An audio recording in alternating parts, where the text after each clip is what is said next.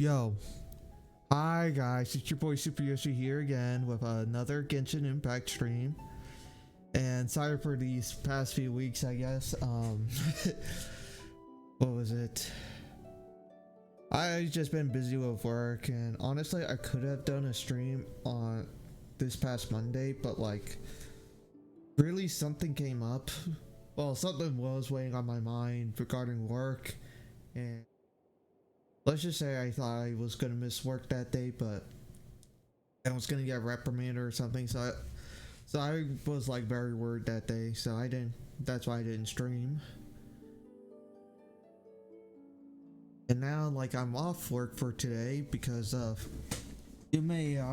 because weather. Well, schools are closed for the time being.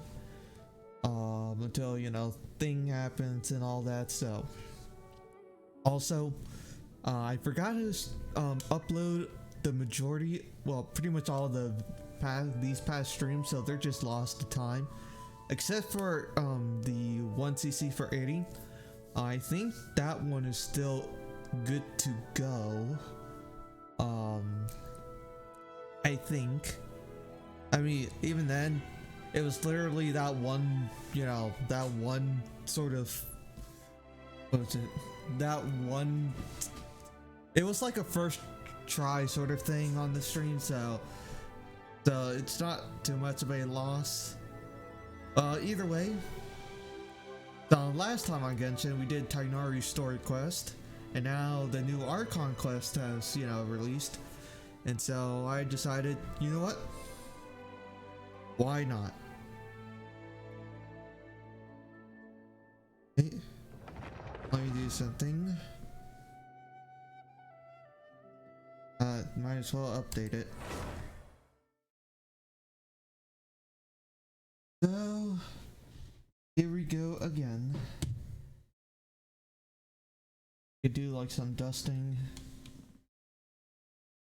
And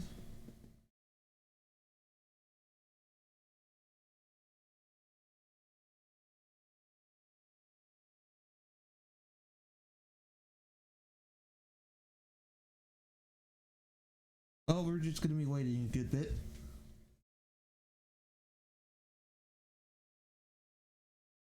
Also, I just started doing like some exploration of the desert, and I mean it looks all right, for a desert.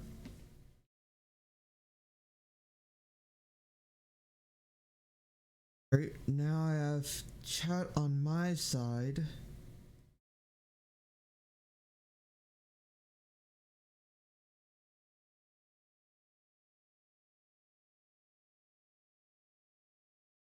All right. Let's just wait for this to load. I tried doing a summon, but I couldn't get Candace. I couldn't get Cyno, so yeah. I tried, but I couldn't. And then there's more. I mean, I might save. Honestly, with Cyno, he seems cool, but I don't really. But I have like. Let me check my character list. I have so many polearm users that's like, not as necessary. Like, I mean, he seems cool. Don't get me wrong. I sort of do want him, but like, as I said, I want more Catalyst characters. And like more Claymore characters. And maybe one or two more bow characters, and then yeah, just one more bow character. Like, essentially, I have characters that won't let me do the.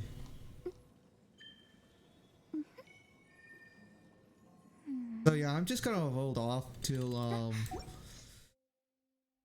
what was her name? Dendra Archon.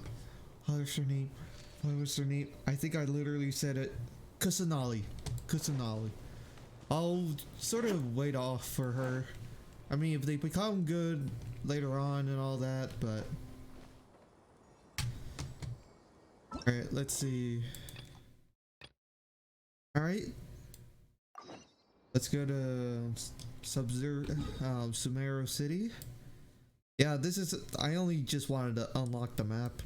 And then I still have to do the R&R, like more of that, to unlock this area.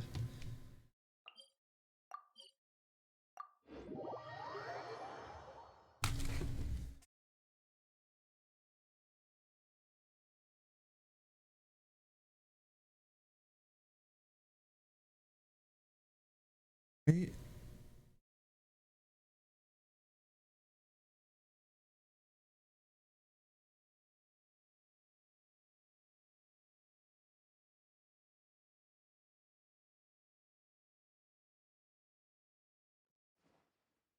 Alright, Catherine. Clear Anything skies going? can do nothing to hide the brilliance of light. I like this new pet. Divine bolts can strike even in the absence of rain. This new pet is like so do you cool. see that tree? Alright, Catherine. What do you need for us? Ad Astra Abyssosque. We meet again, you two. Hi, Catherine. Do you have any commissions for us today? Commissions, huh? Let me think. Oh, how about this? Please attend the Academia's Academic Symposium this afternoon and recite a love poem on stage. Wait, say what now? And if possible, please also use your camera to capture the reaction of the audience upon finishing the poem. Wait, Kusanali? What kind of commission is that? The audience would definitely have a reaction. See. It appears that you're not interested in this commission. In that case, please go to Port Armos and convince the Eremites there to spend some time volunteering at the local orphanage. Hey, that's not any better. Isn't that just asking for a beating? I'm sure the mercenaries will have some interesting reactions as well. Paimon's gotta ask. Just who exactly has been submitting these commissions to the Adventurers Guild? Oh, the commissioner? Well, actually, I just wanted to see the two of you in Nahida. action. Yeah, Nahida. Was it so obvious? I was hoping you would actually take one of those commissions. That kind of chance to Aw. observe humans doesn't come by often. Ah, so it's Nahida. Paimon just knew Catherine wouldn't crack those kinds of jokes. When did you get into her head? From when she said, Ad Astra Abyssosque? So it's been you this whole time? Yeah. Are you done resting up, Nahida? Yes. I've been sleeping ever since we parted ways, and I even had a really, really long dream. Oh, what did you dream It was about? another dream about the Subzerus Festival, except it was a happy one. In my dream, I was sitting in the middle of a flower terrace, and everyone in Sumeru City was holding hands as they danced in circles around me. They danced round and round, and everyone looked really happy. I also got to sit on a gigantic flower carriage. Ferris, the Knight of Flowers, raised me really, really high above the ground, and I was throwing an endless amount of Yalda candies at the children. You know, Nahida, maybe your dream is how the Subzerus Festival really should be. It's meant to be a joyous time where everyone gets together to celebrate your birthday. Yeah, but in reality... Huh? Wasn't I describing a really happy dream? Why are you both looking at me like that? Wait, could this be an example of the emotion known as pity? No, Pretty no, much. we aren't pitying you. That would only make everything worse. We just don't want you to feel too sad. By the way, have you had a chance to visit Dunyarzad? How's she doing? The Homianis haven't allowed any visitors after the festival, so we haven't been able to check on her. Yes, I paid her a visit Dunyarzad. right after I woke up. She was resting at the time. Her condition is stabilized.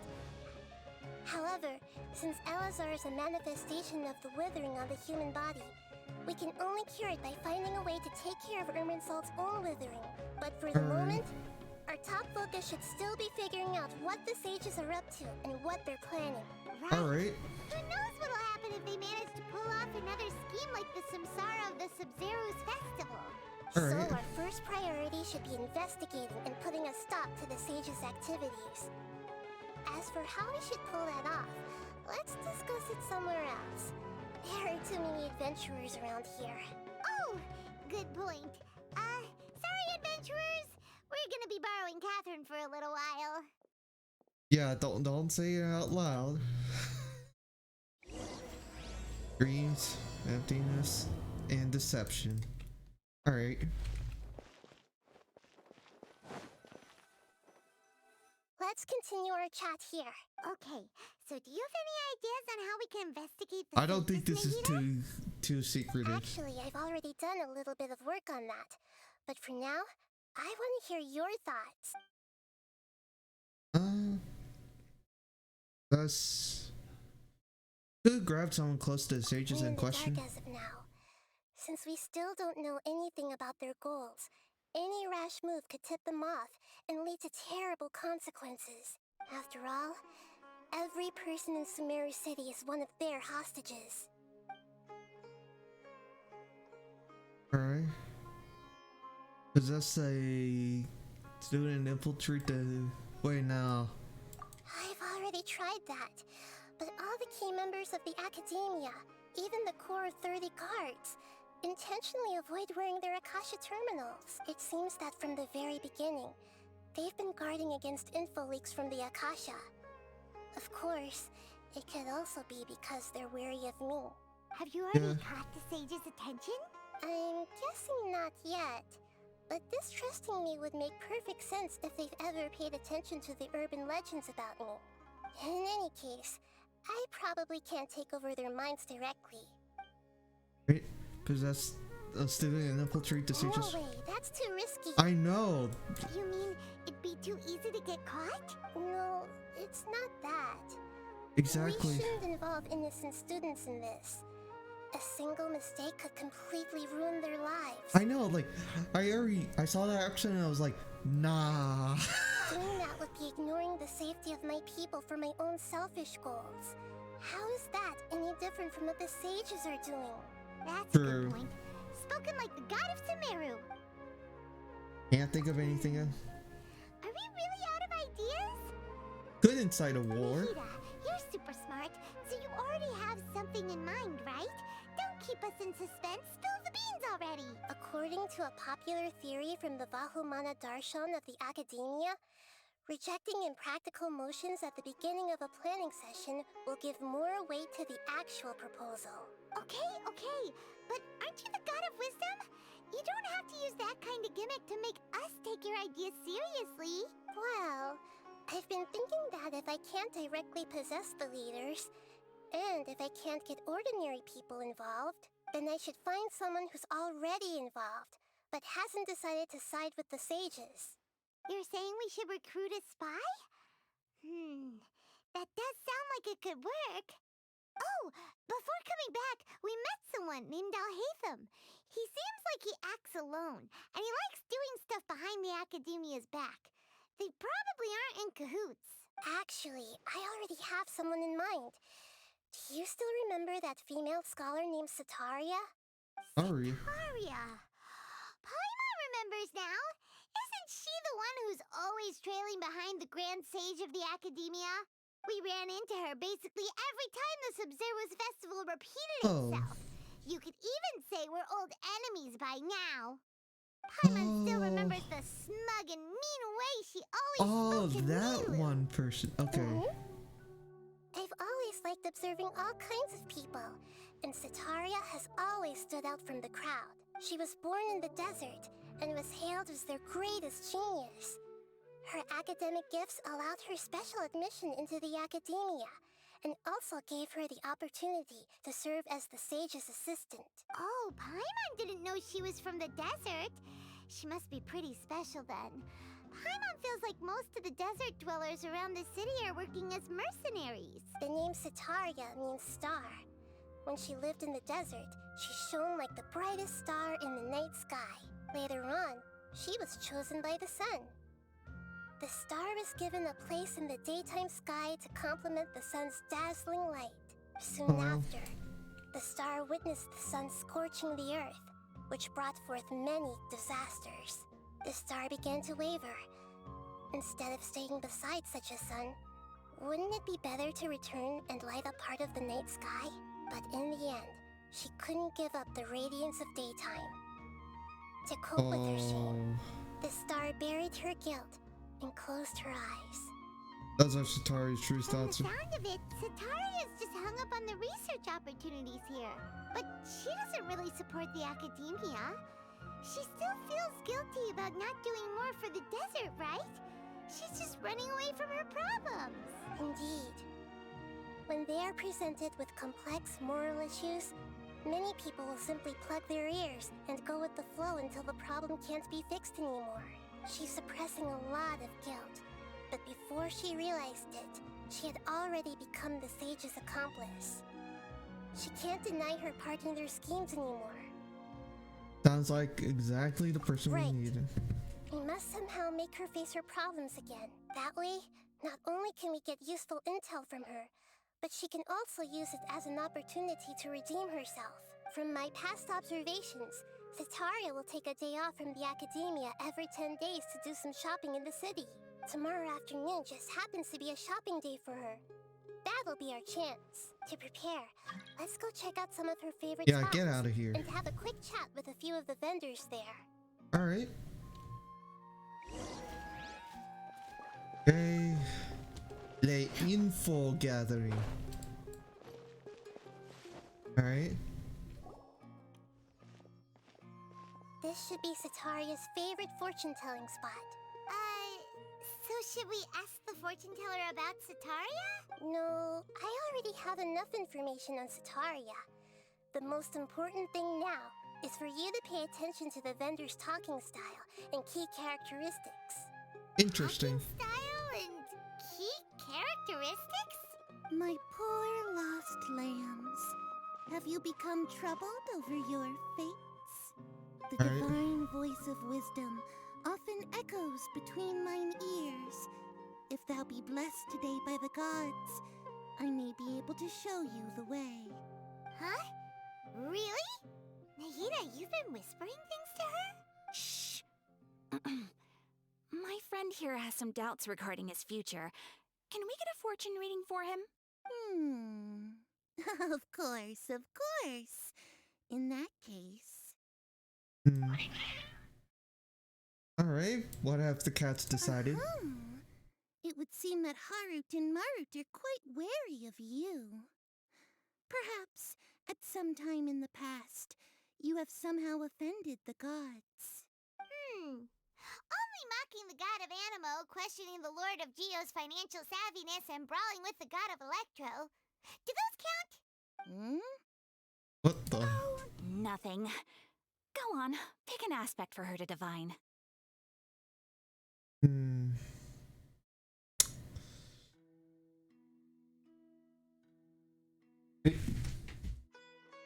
Let me do something.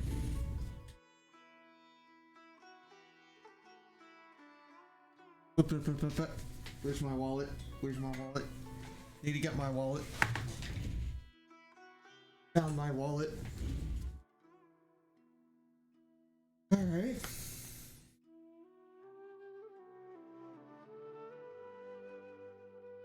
Heads, health, tails, love. Okay, do that again. Heads, health, tails, love.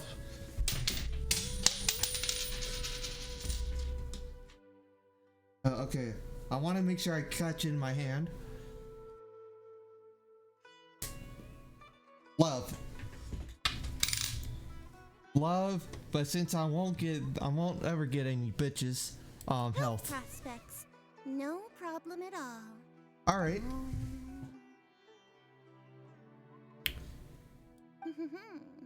The gods have spoken. The truth shall be revealed. Alright. Your life shall continue on for many tens of thousands of years. Impossible. Uh-oh. Harut, spoil my divination? I've never read a fortune so absurd. Are we demigods or something? What? Actually, Paimon thinks this is probably the most accurate fortune telling you've ever done. I admit that the orientation of today's celestial matrix is suboptimal. As such, there will be no charge. Is that so? Well, that can't be helped. If you were to bring some food offerings for Harut and Marut on your next visit, perhaps they could help you reverse the wheels of fate. Ooh. Oh, we got the joke answer. Hell yeah, that's what I'd love to see. Is this another one of Sataria's favorite stalls? Yep, it belongs to a king. His father helped Sataria a lot when she first moved to Sumeru City, so she still comes by whenever she has time. When I start talking with him, listen carefully to the details of our conversation. Yeah, they're gonna pass over through my head, like, you know, through in through one ear and out through the other. Ah, dear customers, would you like to look at some pottery? We caught wind of your great craftsmanship, so we specifically came to take a look. Oh, I recognize you. Aren't you Miss Catherine from the Adventurers Guild? Sounds like I'm in for some big business. Speaking of, where did you learn this trade? I suppose you could say it all started with my dad. He's a mason by trade, but I picked up an interest in clay while apprenticing for him. After that, I began making pottery by myself in secret. And I simply changed trades when my works turned out well. Although it's a pity that I'm no longer making much use of the knowledge provided to me by the Akasha. That's nice. You're making a living doing something you love. Alright. So is your father still working as a mason? Oh no, not anymore. A few years back, he fell from a roof and broke his leg. Since he had already saved enough Mora over all these years, he's just enjoying the retired life in Port Ormos nowadays. I see. We wish him peace and happiness in his retirement. I'll have someone in charge of logistics at the guild come by another day for some goods. We'll leave you to it. Take care now. No problem. Rest easy, all our goods are sure to meet your every need. Okay, so broken leg. Good for fortune.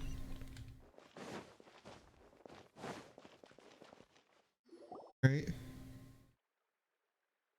This should be our final stop. Sataria's always thinking of this restaurant when she's working at the academia, so she always comes by whenever she's out in the city. Nahida, you've really thought of everything. She's literally big, I guess the better word. Yeah, she's essentially big sister or something like that. It's If my you duty to understand the protect reference, Sumeru you'll citizens, after understand. all. Hi there. I feel like I've seen you down by the docks before. Huh? Sorry, I don't quite remember. If I recall, you were having a discussion with someone about shipbuilding at the time. Ah, that's right! I've always been really interested in feats of marine engineering. After all, I grew up in Liyue Harbor and spent my entire childhood staring at the ships going in and out of the port. I came to Sumeru to study, but failed to make it into the academia due to my lack of talent.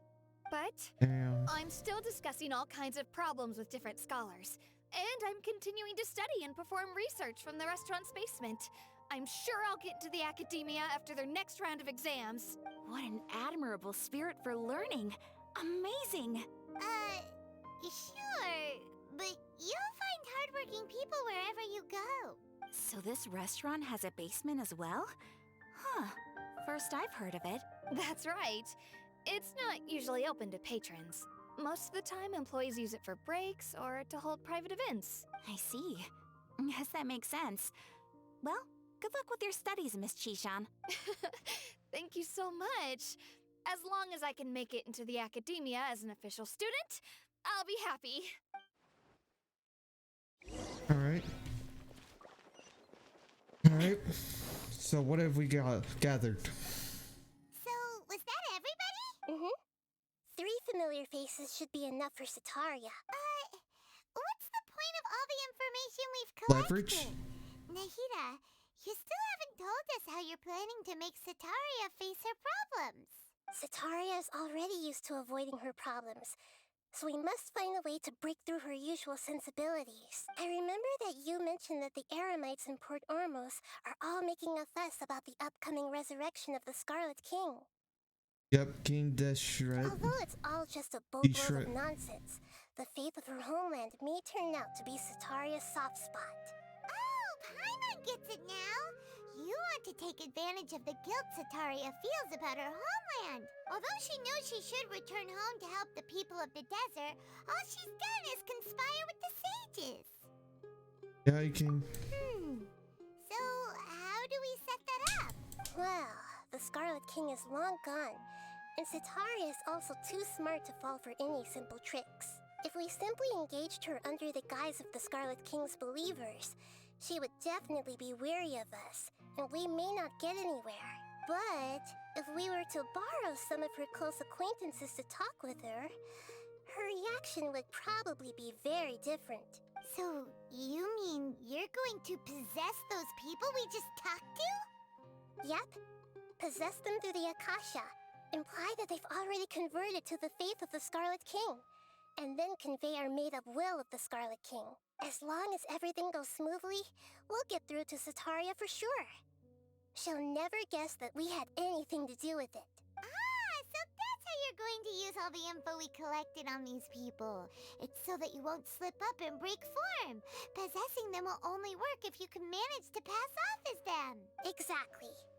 So, best of luck with impersonating them. Uh-oh. Oh no. Best of luck? But we don't know how to possess anyone. That's no problem at all. I'll just share all their senses with you once I've possessed them. As long as you're also wearing an Akasha terminal, the This is a effect will test. basically be as if you've possessed them yourself. Huh. That is pretty convenient. But why does he have to do this? Can't you do it yourself? Although I've been observing humans for a while, I've never been good at imitating them. Yeah, I think you're asking the wrong person to actually imitate an actual typical human You're being. not wrong. It's always been painfully obvious whenever you try to pass as Catherine. I'll try my If it best. was at all possible, I would have preferred to leave these people alone. But seeing how things are now, I probably should just accept it and push on. Yeah, don't beat yourself up over it. We're only doing this to help everyone, and we'll only be borrowing them for a little while anyway. Alright, then let's give it a go tomorrow afternoon. Alright.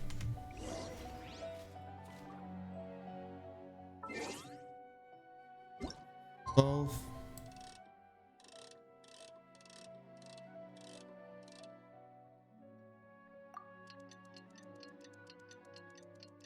Mean today afternoon?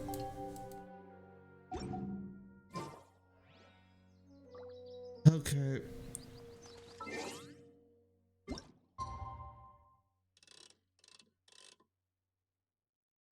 All right.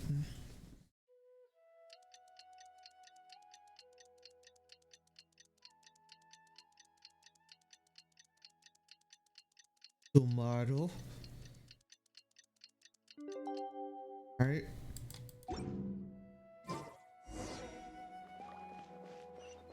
The market del mercado.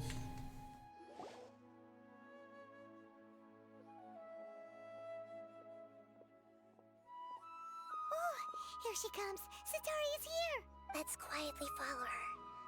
Once she starts talking to her acquaintances, we'll find a safe spot to begin possessing them. As for how we'll sway her to our side, I'll leave that to you. I trust you'll know what to say. Paimon's starting to feel kind of nervous. Okay, let's go. Looks like they've already started talking. Let's find a hiding spot and get started. Uh-oh. I have no confidence.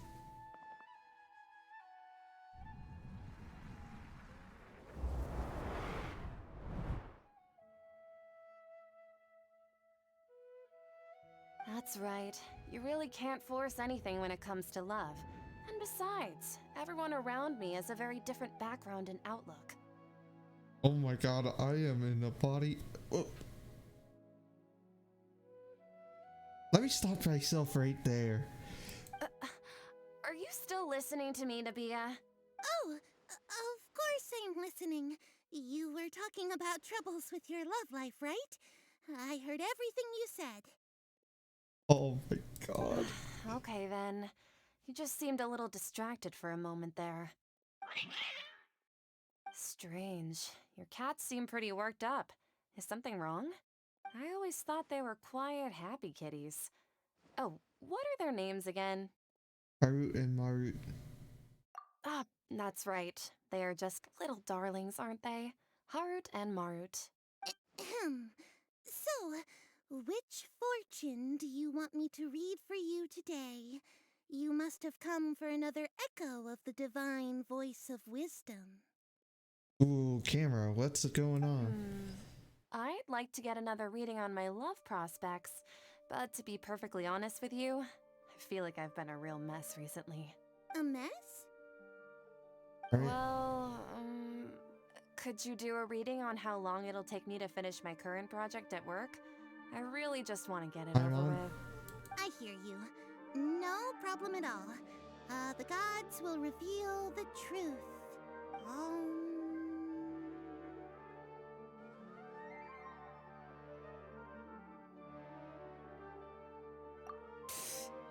Sorry, your new laugh is just so hilarious. I couldn't help it. Oh, please pay no mind to those kinds of details. The gods are asking, Setaria, why haven't you gone home? Why haven't I gone home? Do the gods really know everything I've been thinking about? Setaria, why don't you just go home? It's a demand now instead of a question. The gods seem to be truly upset. I'm sorry. I know I failed the gods. Please pass on my most sincere apologies and ask for their divine forgiveness. That's a little bit too. And if I may ask, Nabia, is there a specific god who's speaking to you right now?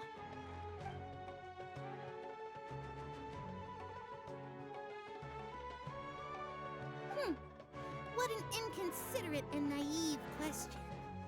The god who is speaking to me is, of course, the wisest and mightiest of all, the Scarlet King. The Scarlet King? No wonder he would make such a demand of me. Oh, wait a second. The Scarlet King passed away a long time ago. Even though news of the Scarlet King's resurrection has been spreading like wildfire, it's all just a misinformation campaign from the academia. How can the Scarlet King still exist in real life?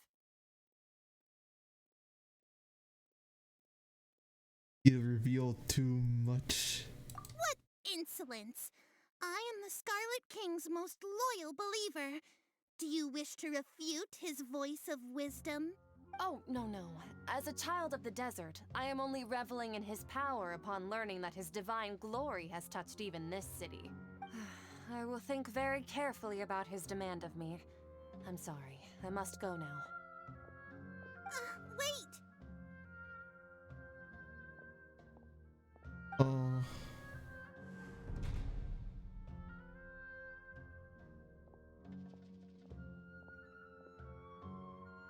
Whoa! She just ran off in a hurry. That was a She little. looked pretty upset too. Well done. Setaria didn't seem to suspect anything amiss. To have something she's been trying desperately to avoid show up out of nowhere and berate her, that must have shaken her to the core. Aw, Nahida, it seems like you understand human emotions really well after all. All I know are some abstract Harabatot theories. In any case, my time with you has shown a lot of them to be utterly useless. I'm still trying to make sense of everything. Anyway, enough of that. Let's hurry and catch up to Setaria. She's out of Keems now, right on cue. Let's get ready to possess him right away. Oh god.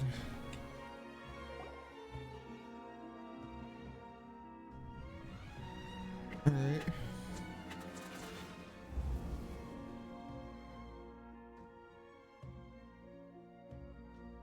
It's okay. I just got caught up in something. Oh, actually, didn't you ask me to help you look for work? What kind of work were you looking for again? Masonry. Oh, right. Your old man's craft. How could I forget? Speaking of, how's he doing? Is he feeling any better? Feeling a lot better, and he's walking more Oh, now. that's good to hear. I have been thinking a lot about him. If I could get some more time off, I'd love to pay him a visit. Actually, while we're talking about him, is he still living in Port Ormos? Yeah, he's been retired there for a while. If you could find the time, please write him a letter. Please pass on that recently, faith in the Scarlet King has taken root in Port Ormos and has begun to spread across Sumeru. He has a quick temper and has always been a devout follower of the Dendro Archon. I don't want him to get into a fight with those Scarlet King believers because of a difference in beliefs. Oh? So, who are you siding with in all of this? The Academia or the Scarlet King? I'm so jealous of you. You were born a child of the desert, yet you chose to betray the Scarlet King, and now you spend all your time with those crooks from the Academia. Oh, Akeem, you don't mean you've also become a believer of the Scarlet King? What's so strange about becoming a believer of the wise Scarlet King? In fact, aren't you the strange one? The one who still can't pick a side? Can't pick a side? Me? Whoa! Paimon had no idea you'd be so good at this! I wasn't too harsh, You was it? really zeroed in on the issue and put it right in front of her. It might feel a bit overwhelming for Sataria, but once everything is over, I'll be sure to pay her a visit to her mind and explain everything. Anyway, let's keep going. Misinformation campaign. Come on! Sataria's already started talking with Shishan!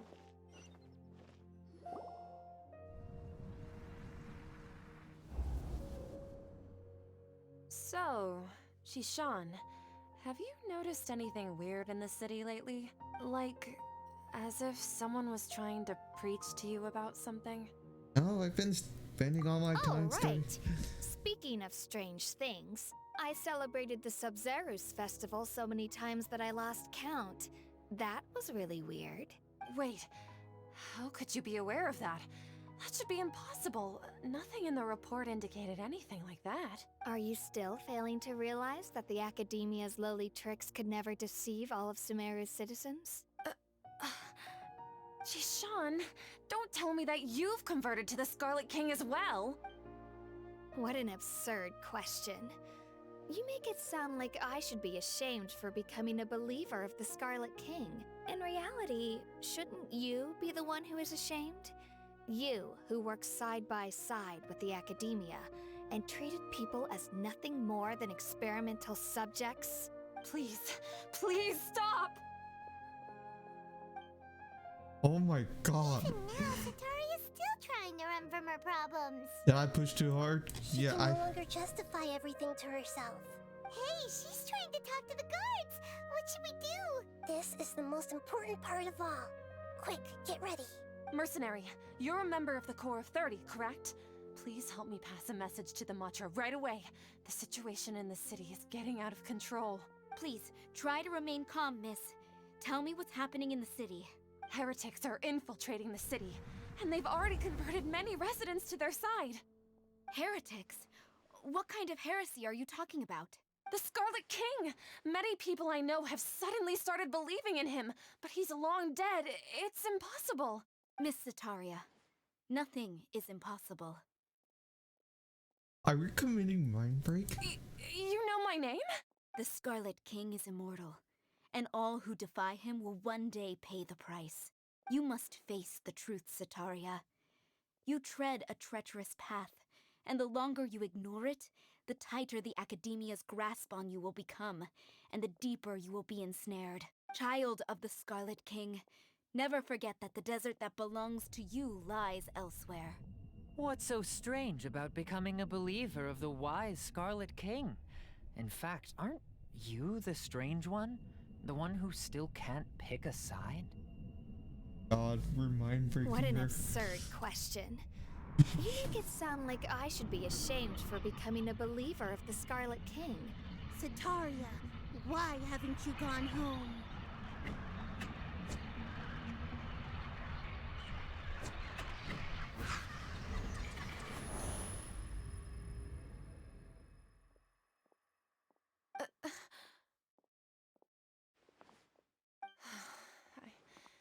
It seems that no matter where I run, I only keep finding more believers of the Scarlet King.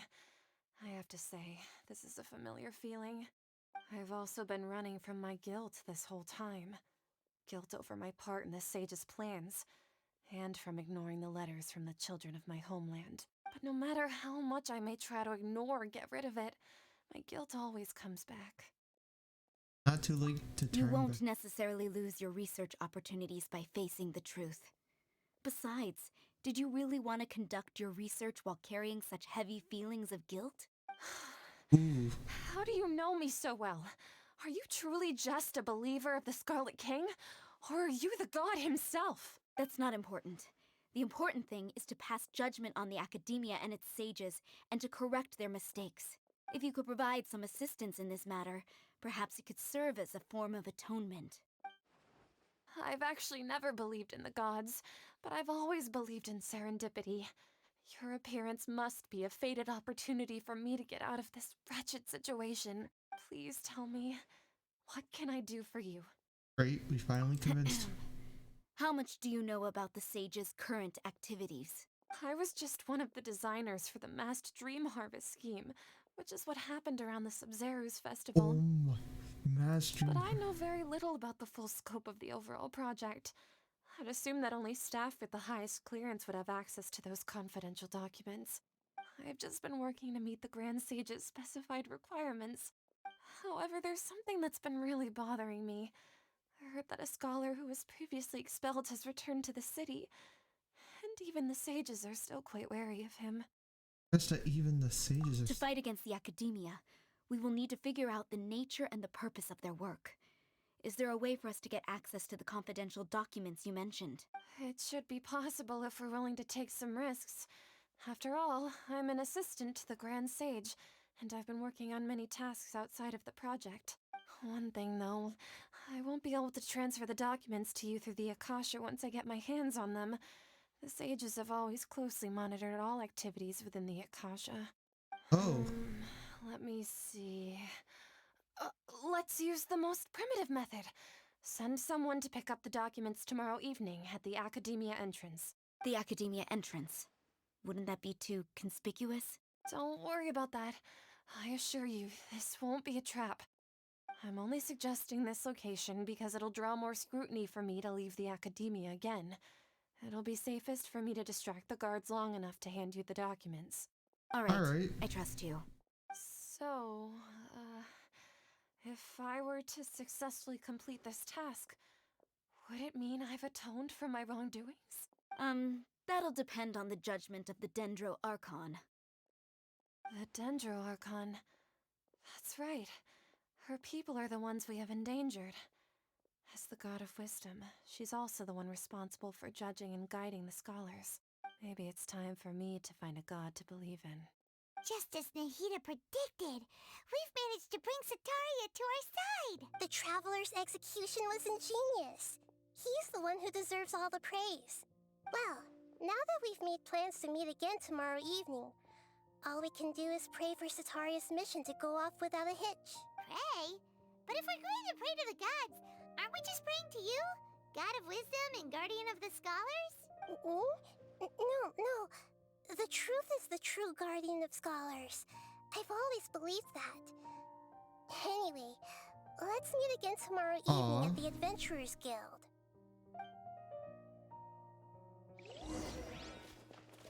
Alright. Okay.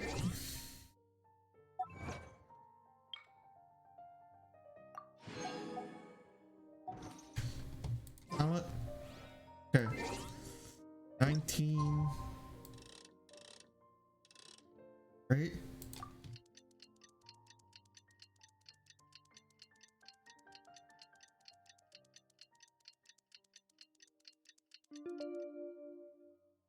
Right? There's so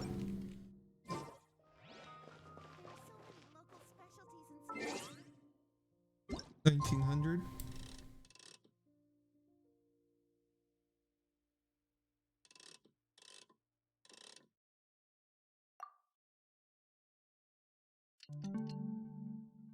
All right. Okay.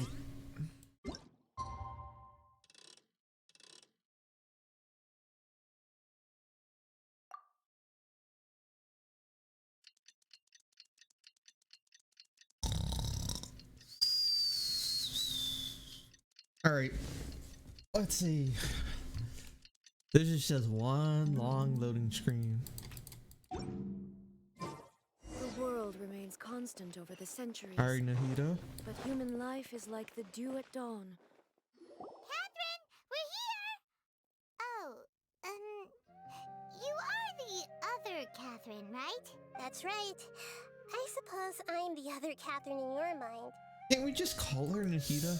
We're on a secret mission tonight, so we need to protect Catherine's identity. Yep, Paimon's right. We cannot fully rule out the chance that the meetup tonight is just a trap. If something were to happen, my existence may be the only trump card we'll be able to play. After all, the academia should still be unable to confirm the existence of my consciousness in the outside world. Yep, exactly. Just what Paimon was thinking. Somehow done, huh? Anyway, enough about that. Let's just make sure to be on our guard. Don't you feel like something's What do you feel is off? just a little too quiet It's around the here? middle of the night. Of course it's quiet. You're not getting paranoid, are you? No, Guards. I think he's right. It really is a lot quieter than usual. If you look around, there seems to be fewer people on the streets. I'm not sure if this is the case for the entire city, though. Huh. Maybe it's just a coincidence. Maybe Sataria figured out a way to not only distract the guards, but also to get everyone to go to sleep early, just so we can exchange the documents in peace. I also can't quite figure out why things feel a little off. Ooh, But now we that may we're need here, to fight our let's way go through. ahead and meet her as we planned. Well, regardless, as long as you're here with us, Paimon feels a little safer. Yeah. Huh. There really aren't many people out right now. Let's hope it'll be this quiet in front of the academia, and that Sataria managed to distract all the guards. I think the opposite is gonna happen. Okay, there's some people. Oh god. Either we're gonna be in a dream or we are legitimately just screwed, or it has to be a trap.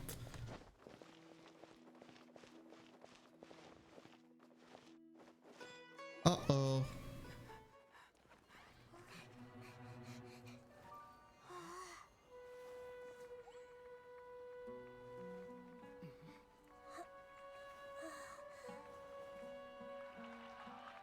What are all these people doing here at this hour of the night? Trap. It's a trap. Ah, the triumphant hero returns at last. And to a rather spectacular Oh, welcome, no. even if I do say so myself. You're the outcast, expelled from the academia. Indeed I am. Although these days they tend to call me the Doctor. The Doctor. Second of the Futuri Harbingers. If you're looking for your researcher friend, she has already been taken into confinement. With some basic caution, she could have discovered the listening device on her person. Clearly, she lacks the degree of rigor expected of a true scholar.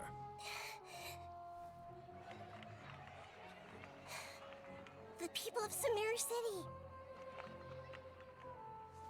What have you done to them?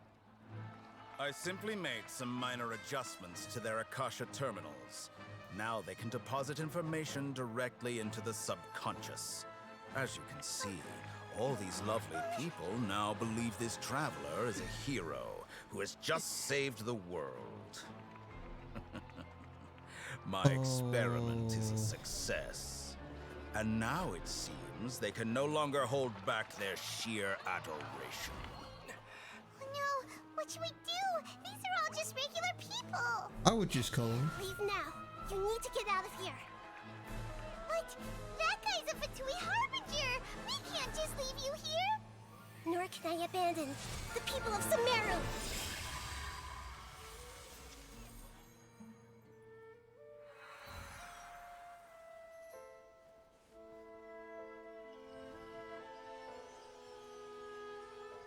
She discovered herself. Don't worry. We'll meet again outside of the city.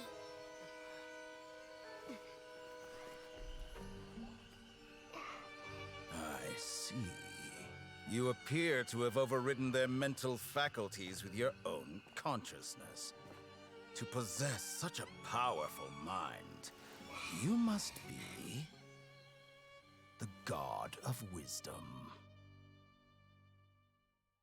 You have to save her. You have to save Nahida.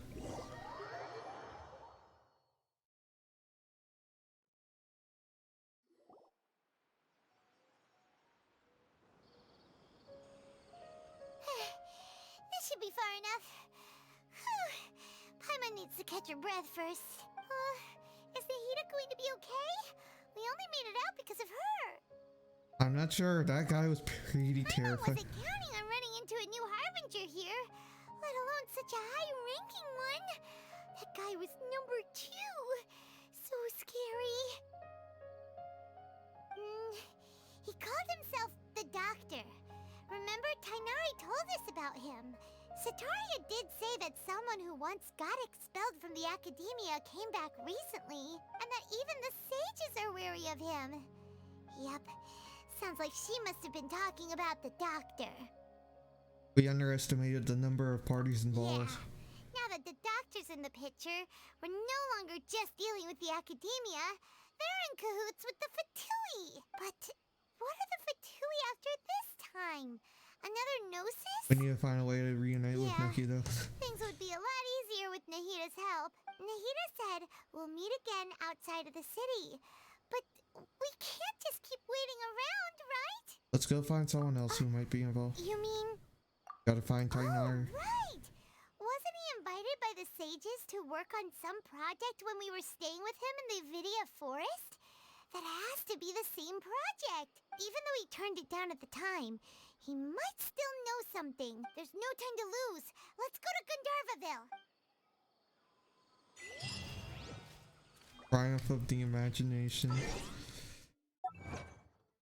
No, they'll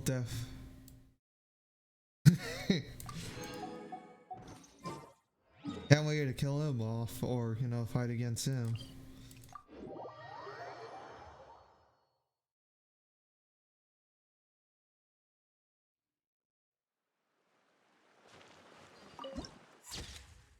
Village by the river, nice.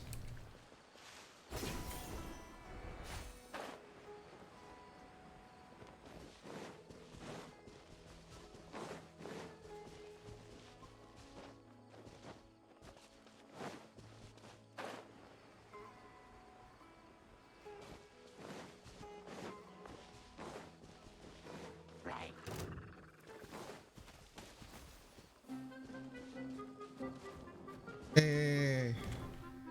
Hold it right there. A blonde-haired traveler and a floating fairy. We've got you all right. Take a look around. You've fallen right into our trap. Are you mercenaries from the Corps of 30? Did you come here to arrest us? Corps of 30?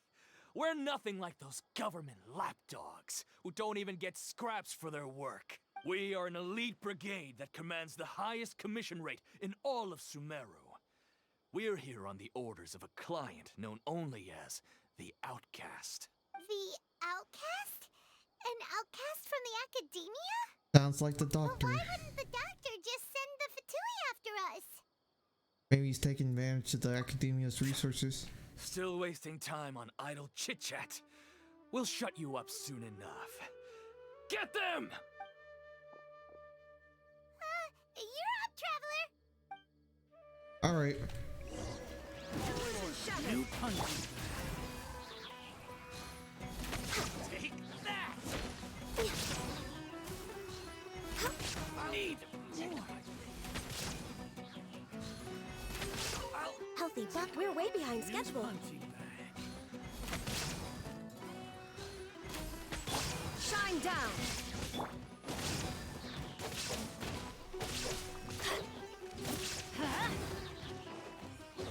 Yeah.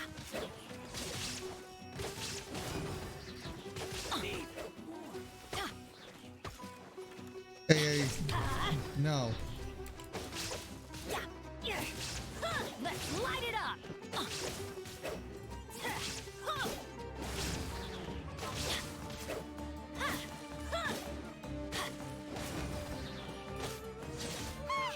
It isn't over yet! Here comes reinforcements!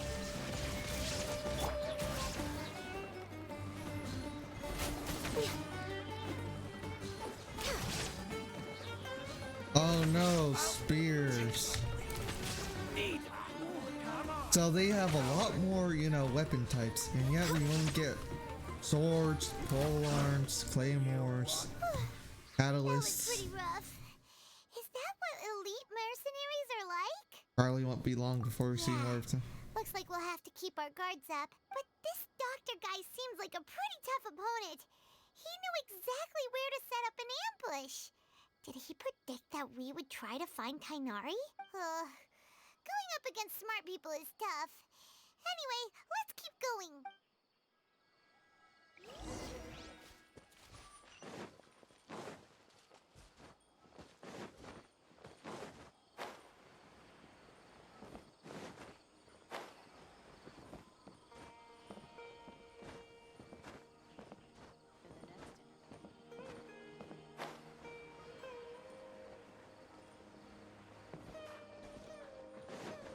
Holly,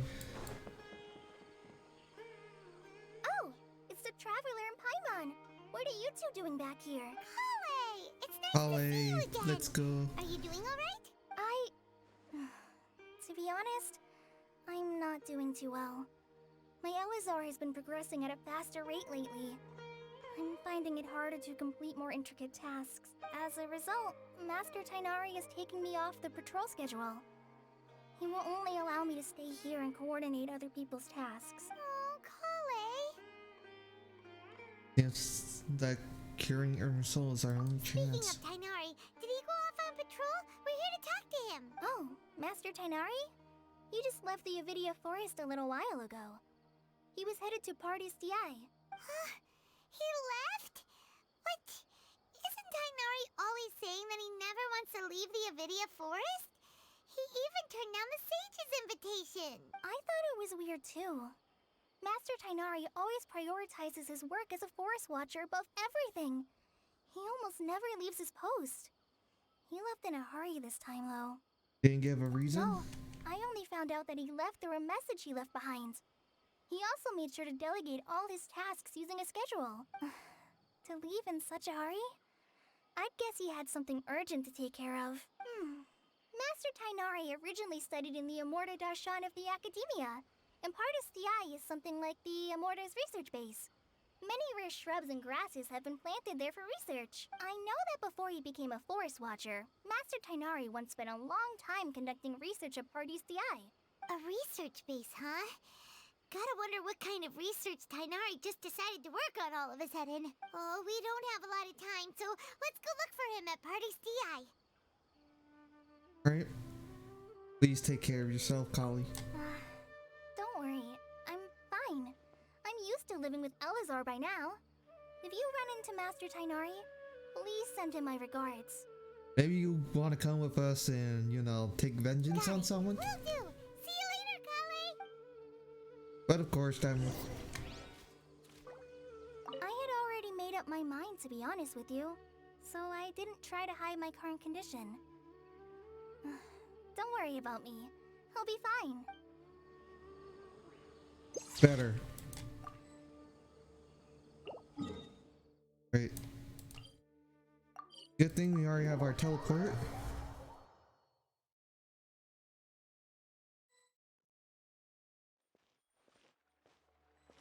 I think she might be drugged. Wait! Look who it is! Catherine. Thank goodness you're okay. We were so worried about you. You haven't been reprogrammed by the doctor. Hey, this was supposed to be a touching reunion, but you're ruining the moment. Actually, it's very smart of the traveler to be wary of me right now. After all, the doctor has shown that his technology can apparently even control human minds. Plus, it's not like you could have known what happened after we split up and I was facing the doctor by myself. Even a pool of stagnant water after a torrential storm can occasionally pass as a patch of sky. Paimon feels like only the real Nahida could come up with such an obscure analogy. I mean, I agree.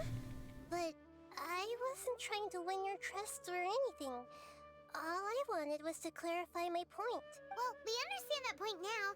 Please, Nahida, tell us more about what happened.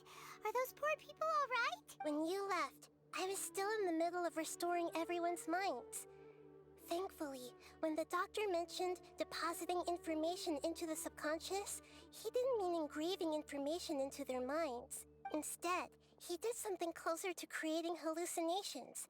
That was still within my power to fix. Luckily, I managed to finish my restorations and mind jump away from him just as he was about to capture me. What a relief. The doctor sure pulled out some hidden cards, but good thing we had Nahida with us. I wouldn't be relieved just yet.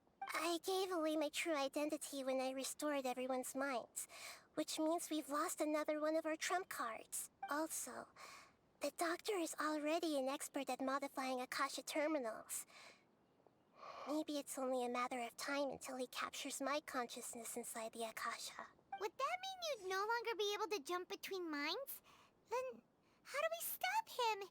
He's still at the Academia, so it's possible he already started messing with the Akasha. Our position will only get worse with time. Feels like he's toying with us. What a nasty piece of work. Plus, the doctor's combat ability alone is apparently enough to make him worthy of being number 2 of the Fatui. We shouldn't give up hope just yet. Let's try to find another way to attack this problem. Actually, Nahida, how did you know we were trying to get to Party's DI? Have you been waiting for us? Yes, I have. I can see the traveler's elemental energy, so I deduced your destination by looking at the direction you were moving in. You didn't come here for sightseeing, right? Did you find any leads? Yeah. We're looking for a scholar we know. His name is Tainari, and the sages once tried to reach out to him. Why don't you come inside with us and see what we can find? Okay. Let's just hope we won't get him into trouble. I don't think he really cares at that point. Where's our boy? Where's our boy?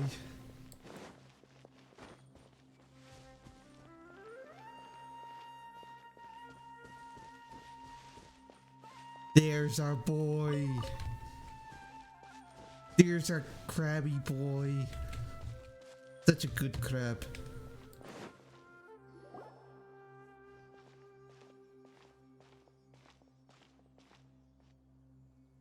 Oh, it's that meditator. Hypatia. It is you! Ah, the voice! It's Hypatia! Long time no see. What a pleasant surprise! It's so nice to see the two of you again. Who's this? She's a scholar we met in the Avidia Forest. When we last saw each other, she was still training in the... what's it called? Satyavada life? Oh, I see.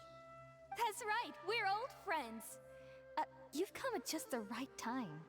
Ever since I've come here, hardly anyone has even talked to me. Hypatia, you're way too excited about this. Actually, for you to leave the Avidia Forest means... you're not in training anymore? Wait, no. Did you already finish your training and reach Pariporna life? What do you think?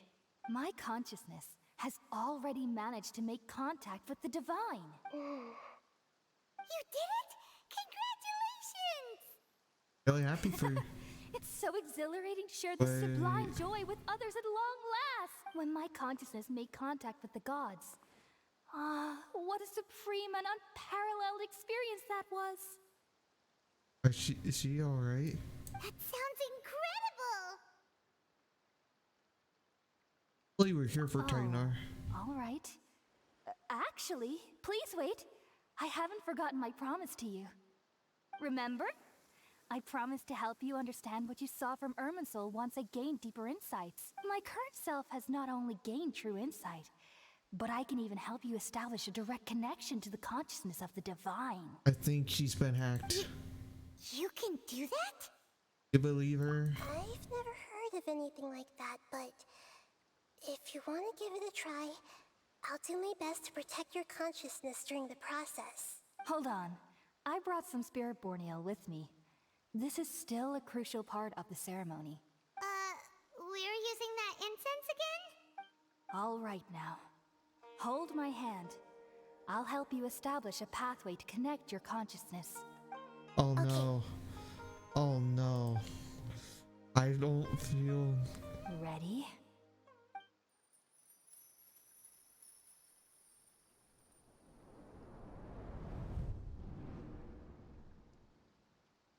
Doo-doo. Bum, bum. It took 3 betrayals for me to finally understand. The world is just an elaborate tapestry of lies. Oh my fury will never be quelled. Oh my god. The first to betray me was a god. My creator. My mother. Oh no. Valuing strength above all, she saw no worth in me and I was discarded. The second was a human. My family. My friend. Kazuha's family. Consumed by fear, he saw me as an abomination. Oh, the Kaidahara clan. The third was one exactly like me. A hope for the future. A fledgling barely out of the nest. Powerless before his mortality, he broke his promise to me. Humans, they can't be trusted. And the gods fill me with pure loathing. So I said good riddance. I denounced the world and laugh in its face. My chest will never again be defiled by worldly filth. I will scrub away every last trace of human emotion. Then it will be empty, a blank slate, and ready to receive a supreme gnosis, brimming with pure divinity.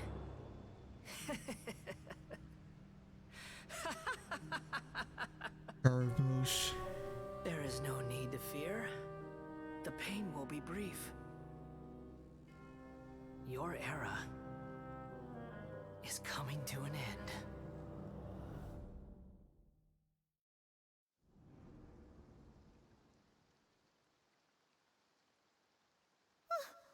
What was that? This is neither the Grey Lord's consciousness or King Deshret's Did we consciousness. actually just see the Baladier's memories? Yep. Everything matches what we know about him, but how is he connected to the divine consciousness that Hypatia was talking about? You saw it, right? You felt it, right? Such a majestic god! Such a noble will! Such sublime emotion! Alas, shame. If only that which beats within my chest wasn't a filthy mortal heart. Oh, great and merciful God! Please grant me forgiveness and salvation! Do you understand now? I'm afraid this is no Puripurna life, but rather... Wake up, Hypatia. You! Why are you so mean to me? Why is everyone hiding from me? I found divine wisdom. Shouldn't I receive praise and honor? Haven't I uncovered that light in the darkness? Hypatia? That's how I always thought everything should be. Wait. Have I already lost my mind?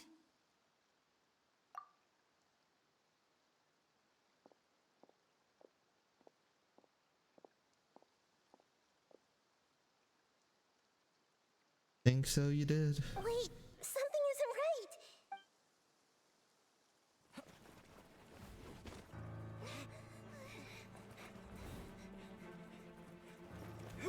Oh my god, no.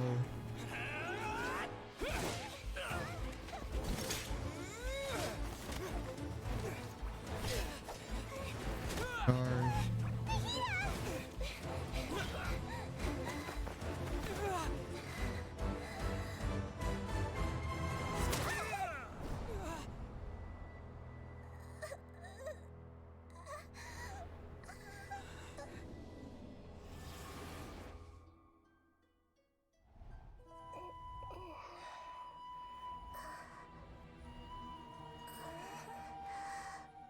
Switched.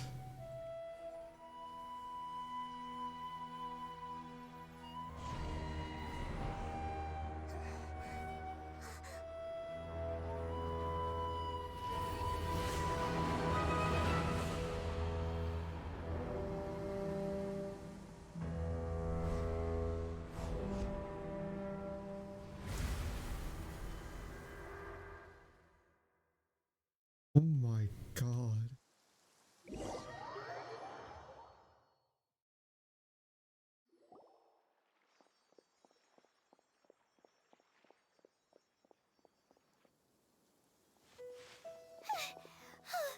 Okay, we finally lost him.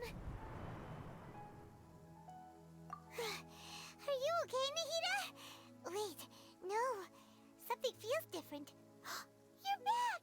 Oh, the Traveler's back? What just Nahida happened? was controlling your body for a while. It seemed like she jumped over to you as an emergency measure right before the Catherine puppet was destroyed. Oh, now I'm Byleth from Fire Emblem Three Houses? Nice. After that, Tighnari heard the commotion and came over. He helped us defeat the mercenaries and then he ran with us all the way here. This time she didn't just transfer her mind into my body. Our minds swapped places. You swapped places? You mean your consciousness also went into Nahida's body? Wait, then where is Nahida's consciousness? Where is she now? I never imagined that an individual's consciousness could be transferred around like this. Had I not seen it with my own eyes, I would have never believed it. I don't think this can be achieved with current human technology. Also, while we were running, the consciousness in your body told me to pass on a message. She said, "The doctor has found a way to trap my consciousness, so I can't journey with you anymore." But even in a moonless night, a shower of starlight can still drown out illusions and lies. Oh no! Nahida's trapped in the sanctuary of Surasthana for good this time. Was that message all she left for us? It's pretty vague. In a code that only we know. Can't let the doctor figure out what we're... That makes sense. Since the doctor captured her, she won't be able to say anything without him knowing. She's being extra careful. Even in a moonless night, a shower of starlight can still drown out illusions and lies. Huh. Paimon knows the moon illusions and lies are from the alchemical divination at the Sub-Zero's festival. Didn't Nahida use a starlight analogy before? It had something to do with Sataria. Starlight refers to people of the desert. That makes a lot of sense. Huh. Do you think Nahida was telling us to go find help in the desert? But she isn't with us anymore. Think we'll be okay? Paimon, you said Sanctuary of Surasthana. Does this mean that this Nahida you're talking about, the consciousness who is occupying the Traveler's body, is the Dendro Archon? Your guess is correct, but the situation's a bit complicated, so it's really hard for us to explain right now. That's all right. A scholar's curiosity doesn't need to be appeased right away. As for the complicated nature of the situation, safe to say I have witnessed that for myself. I've spent some time with you, and it looks like the Dendro Archon's also on your side, so I trust you. Thank you, Tighnari. Oh, actually, we came here to ask you a question. What do you know about the project that the sages have been working on? Ah, that. While I was indeed invited to join that project, the sages were always secretive about its scope and goals. so I eventually declined. All I know is that that project has something to do with the restoration of Irminsul. I just received some new intel. Did you see something when you were in Nahita's body? The Academia is turning the Balladeer into a god. What? Do you have any evidence? I saw a nascent god under construction. Asia also showed us a so-called divine consciousness.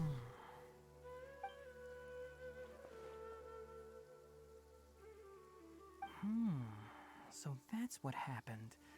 That explains why Hypatia's symptoms were different from those of the other scholars who went mad. It's because she made contact with the consciousness of a new god who is still in the process of being born. Tighnari, did you leave the Avidia Forest because of Hypatia? I did. I noticed Hypatia's mental anomalies, but since her symptoms were rather atypical, I secretly took her to Pardis Dii and began searching for a way to return her to her normal self. If I didn't take action, Hypatia would have already been taken by the Matra to the desert, doomed to a life of exile at Aru village. Now that you mention it, I knew the Academia has never thought particularly highly of Lesser Lord Kusanali, but I still didn't expect them to do something as arrogant as creating a new god. Looks like I made the right decision by not accepting their invitation. The Fatui also behind some of this. Doctor and the Balladeer. We have 2 Fatui Harbingers in Sumeru. Sounds like we're in for a bad time. From your description, I don't think they've completed their project. There may still be room for us to intervene, but then, what is the connection between creating a new god and restoring Irminsul? Yeah, it feels like we're still nowhere close to figuring out the sage's goals. Let's head to the desert for now. We've pretty much gone over everything we need to know, so we should head out. How about you, Tighnari? What are you going to do? I'll stay here for now. I still want to try a few more things to help Hypatia. If you're planning to go into the desert, start by heading for Caravan Rabat.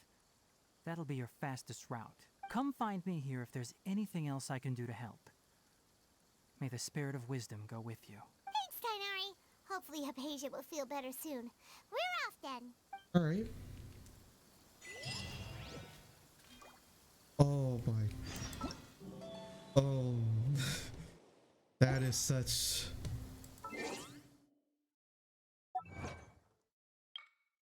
That's an oh no moment if I ever seen that. Caravan Rabat.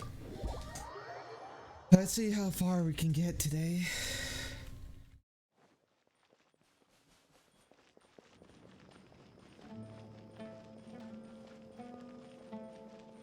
Alright.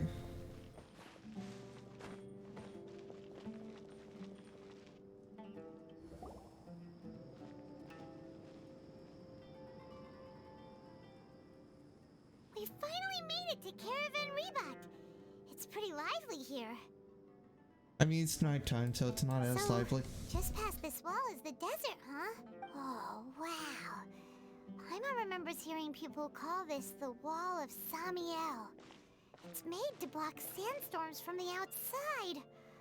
Oh, if it's this tall, it's gotta be the divine work of Greater Lord Rukkhadevata, right?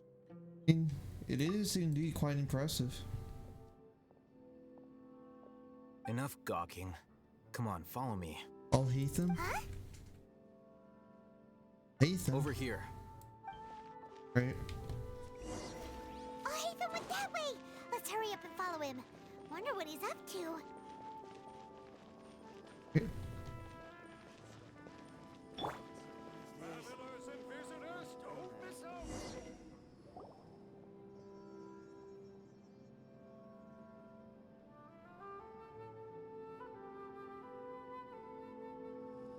What the? Where did he go? Right. How did we lose him? They were just here a second ago. More Eremite mercenaries? Who are they working for this time? Anyway, Traveler, it seems like we were being followed again. You were too careless. You should have noticed those hopeless amateurs trailing you a long time ago. Thanks, All Heatham. There's no need to thank me. I've never cared to keep track of personal favors. All I did was correct a mistake I happened to come across. It's a habit I developed at the Academia. You really gave Paimon a scare, Alhaitham. We never thought we'd run into you here. Last time we met at Port Ormos, didn't you say you were going back to the Academia? Wait, don't tell Paimon that you're here to take us back on their orders. Oh, so you've already landed yourselves on the Academia's hit list. I can't say that I didn't expect it. However, had I wished to turn you over to the Academia, don't you think you'd already be the Eremites' honored guests pretty much. by now? Yeah, yeah. Right, you do have a point. Did you participate in the Sage's I big have no project? interest in running errands for that project. As a scholar, I've always belonged to the camp that promotes researcher autonomy. And these days, you're more fascinating than anything the Sages can offer. Oh, you were actually looking for me? Not quite. To tell you the truth, I'm still investigating the Divine Knowledge Capsule. Unfortunately, I've run into some difficulties. Everyone says the capsule originated in the desert and was eventually moved to Port Ormos. If I am to get to the bottom of this, I must understand how the capsule first came to be. Which brings me back to you, and why you're so interesting. The leader of Ain al-Ahmar used the Divine Knowledge Capsule right in front of you, and upon seeing him, your expression became perplexed, and you were lost in thought for quite some time. To have that kind of reaction, I think you must have realized something. Are you interested at all in sharing what you've been hiding from me? Must be because I was so shocked to hear those words again. Bro, forgive me. Alhaitham, you really have a ridiculous eye for detail. What kind of person even notices or remembers stuff like Can't that? share what I know, So just... that's your answer. Well, I do work for the Academia after all. So considering that, it is indeed wise to keep your cards close to your chest. But that does prove you do have some undisclosed information about the Divine Knowledge Capsule. Am I right? No matter. Rather than simply learning the answers from you, I'd still prefer to investigate on my own. Speaking of, you two are also headed to the desert? Yep. That's right! We have the same plan as you! But we don't really have any concrete goals at the moment. Then I'd suggest starting with Aru Village. It's the largest settlement in the desert, so it'll probably have more resources and intel than anywhere else. Well, would you like to head there together? Sounds good. Always better to travel with someone you know. Let's go! Alright. I'm too lazy to walk.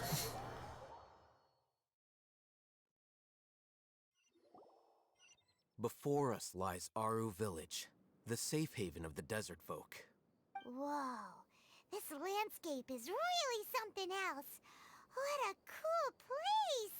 Let's go check it out! Alright.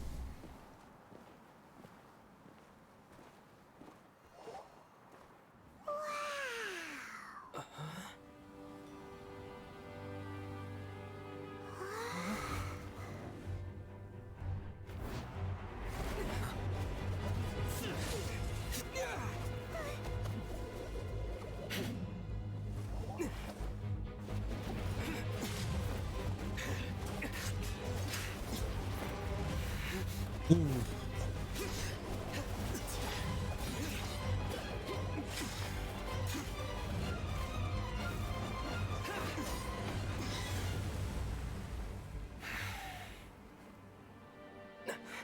Sino.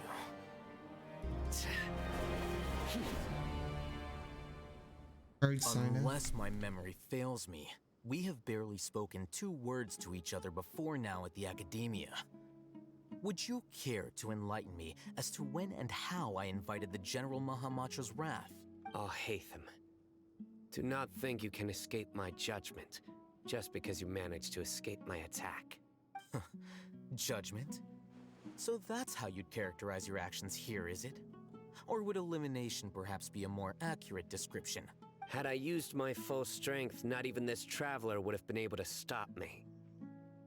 Though styled like an assassination, I sought only to ensure that my target would be unable to flee or resist. Standard practice for the Matra, as well you know. Seemed to me more like your own personal touch. Who is that, Alhaitham? Did you call him General Mahamatra? Yes. General Mahamatra Sino, head of all the Matra at the Academia. He's a formidable hunter, and the ultimate nightmare for any who have committed academic crimes. You seem to have placed a lot of trust in Alhaitham, to the point of blocking an attack for him. If I were you, I'd never choose to side with him. I wouldn't believe a single word that comes out of his mouth. I have been pursuing this scribe for a long time.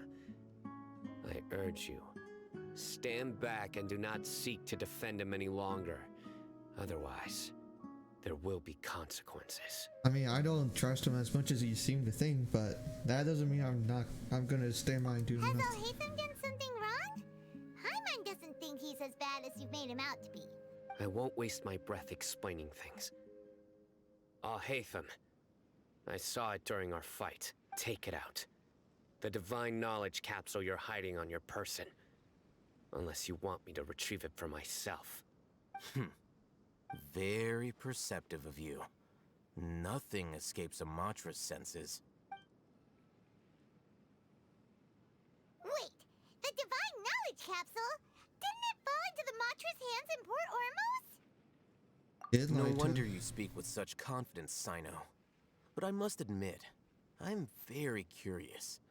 What does this capsule mean to you? And why, as General Mahamatra of the Academia, are you all alone in the desert? As far as I'm aware, the other Matra have been speculating about your disappearance. Have you been given a mission that's, let's say, morally dubious? If I was the real target of your mission, what was stopping you from simply using your authority and resources to judge me within the walls of the Academia?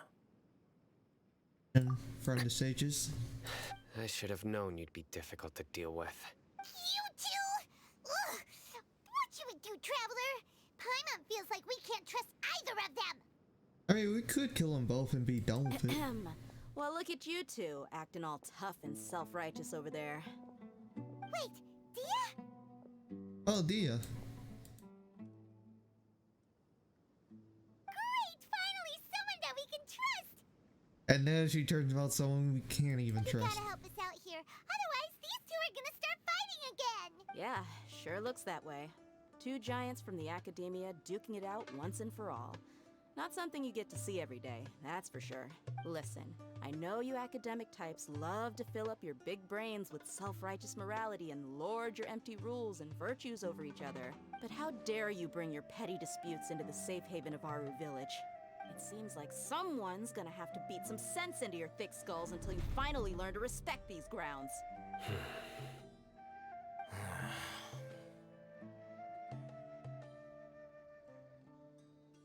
Still looking for an opportunity to... Hey, did either of you hear a word I just said? Whoa, what's going on? The wind's so strong! Is this a sandstorm? Paimon's gonna get blown away! Another sandstorm? What's up with these recently? Hey! All of you, over here, quickly! We have to take cover! Someone's calling for us! Oh, this wind is too strong! Let's get over there! That sounded like Candace.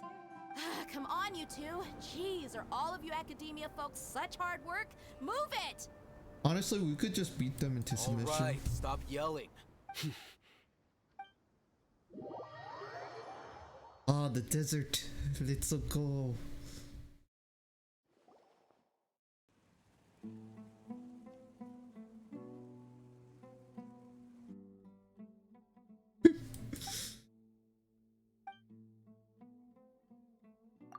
Dot, dot, dot. This is pretty awkward. You think? Hey, wanna play sardines with three people who wanna tear each other limb from limb? Sure, why not? Sounds fun. The air is so thick and heavy. Paimon can hardly keep floating anymore. Then sleep. My sincere apologies, everyone. This is the home of our village chief. I will have to ask you to make do with this small room until the sandstorm dies down. Please, let me introduce myself. I am Candace, protector of Aru Village. Our savior has come at last! Nice to meet you, Candace. The name's Paimon. Thank you so much for helping us. Yeah, I have my gratitude. There's no need to thank me. It's only right to help each other when the weather gets rough. Literally. Wow. She's so gentle and caring. Like a nice older sister. Unlike those guys over there. All right. Now that we're all better acquainted, we should return to the topic at hand. As a guardian charged with the responsibility to protect my fellow villagers from harm, I was observing your conflict from afar, even before the sandstorm started. And now that you have set foot within our village itself, it is all the more my responsibility to make absolutely sure that you pose no threat whatsoever to us. So please, have an honest and sincere conversation with one another, and put your hostile feelings to rest. If anyone dares to start anything again while they are under this roof, I will not hesitate to send them out for some quality time with the creatures of the sandstorm. Oh, on second thought, Paimon may have misjudged Candace's character. No. And that goes for you too, Miss Dia. Do I make myself clear?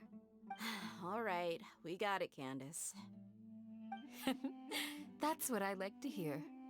So, which of you will begin? I was supposed to be a mediator, but I might have gotten a little too involved just now. Anyway, one of those two should probably start talking. Wait, that was you trying to be a mediator? I have nothing to hide, so there's no shame in explaining myself. While Alhaitham wasn't wrong about the other Matra not knowing my whereabouts, it's not because I've been assigned a morally dubious mission. Rather, I've chosen to exile myself. Huh? Exile yourself? A little while ago, I discovered that there was data missing in the Academia's project planning and development files. What little they did report clearly did not match the project's actual progress. As General Mahamatra, I had the responsibility and authority to request an audit. However, to my surprise, the person responsible for the erroneous data was none other than Grand Sage Azar himself. I tried to investigate the issue myself before submitting a formal audit request, but I soon found that all leads and potential pieces of incriminating evidence were carefully concealed from me. I began to realize that they were cautious of me from the very beginning. Unsurprisingly, the Grand Sage rejected my audit request as soon as the submission reached his desk. He even said to me, "The power of the General Mahamatra is granted by the sages. You have no right to judge us." So they really are up to no good. I realized then that to the Grand Sage, the Matra are nothing more than tools for the sages to assert and maintain their control over knowledge. The vows that we took, the principles that we strive to uphold, they are meaningless to the academia of today. So you then decide to I exile. believed it would be wise to flee the academia before the sages had a chance to take action against me. This way, they can no longer see nor predict my actions. I will never give up on this investigation. There's no need for someone else to give me power or authority. Once I find the truth, I will administer judgment by my own name. Sino seems to have the same goal as us. We're all investigating the sages. Plus, now that he's no longer the General Mahamatra, he somehow feels a lot less scary. Still too early to trust him completely. Sino, if that's your story, then why did you see Alhaitham as a target? When I was investigating the matter in the academia, I overheard a conversation between Alhaitham and a sage. The sages asked you to investigate a blonde-haired traveler. Do you dispute this, Alhaitham? What? Like many parts of the project, this assignment was undocumented. Now throw in your suspicious behavior with the Divine Knowledge Capsule, and I think we deserve an explanation. Sages were watching me from the very beginning. Yes. I was indeed tasked with investigating the Traveler. Alhaitham! After all, the promised reward was so great that hardly any scholar could have refused. The sage told me, once you've completed this assignment, I can give you a glimpse of divine knowledge. A most enticing offer. Unfortunately, those academics don't know me at all. Their words contained one key piece of information, namely that divine knowledge indeed exists. That gave me all I needed to know. From my perspective, the sages are far from trustworthy. Think about it. Isn't it a little strange they're so willing to share divine knowledge with anyone, even as a reward? So, I began my own investigation following the lead of the divine knowledge capsule. In the end, I realized my wisdom in committing to this rather than collaborating with the sages. Had I been less guarded, I probably would have ended up like that Ain al-Ahmar mercenary, incapable of remaining sane for long enough to hold a conversation. You mean that the sages originally planned to dispose of you, using one of those capsules that drive people insane? About your encounter I'd with me? already given up on the assignment by then. I only told the Academia I was waiting in Port Ormos for you to appear so they wouldn't suspect anything. So it came as quite a surprise when I encountered my erstwhile target while investigating the Divine Knowledge Capsule. Criminals do love to talk about coincidences. Even though I ran into the Traveler by chance, I had no intention of providing assistance to the Academia. Also, you should remember, you were the ones who decided to follow me and strike up a conversation after I left that tavern. Mention it. Things did go like that. Is that enough to prove his innocence? True. Al-Haytham helped us out at Caravan Rebat as well. Maybe he's telling the truth. I'm willing to apologize, if that's worth anything to you. I took the Divine Knowledge Capsule behind your back because I judged its existence to be a significant risk. I felt that it would be best for no one to interact with it before it had been properly studied. After all, curiosity often proves to be the most dangerous thing in this land. You should be well aware, Scribe Al-Haytham, that curiosity can also lead you to danger and suspicion. Answer me this. Did the sages share any information about their project with you? Have I not made myself clear? You and I are both distrusted by the Academia. Do you really think they would tell me anything? Fine. Although you haven't completely proven your innocence, I won't regard you as an enemy, for now. As you wish. Good. I'm glad to see you two clearing up your misunderstandings. And now you, Dia. I believe it's your turn. Oh, sorry. Whatever the boys were talking about must have been so boring that I spaced out. My situation is pretty straightforward. My employer, Dunyarzad of the Homayani family, is friends with the Traveler and is currently recovering from her illness at home. I had nothing going on, so I decided to return to Aru Village for a visit. I was actually looking forward to a pretty exciting time getting back together with everyone here. But then I saw these two random guys in the middle of a pointless argument. It ticked me off, and things went downhill from there. Is that all? Well, I will admit that definitely sounds like your style.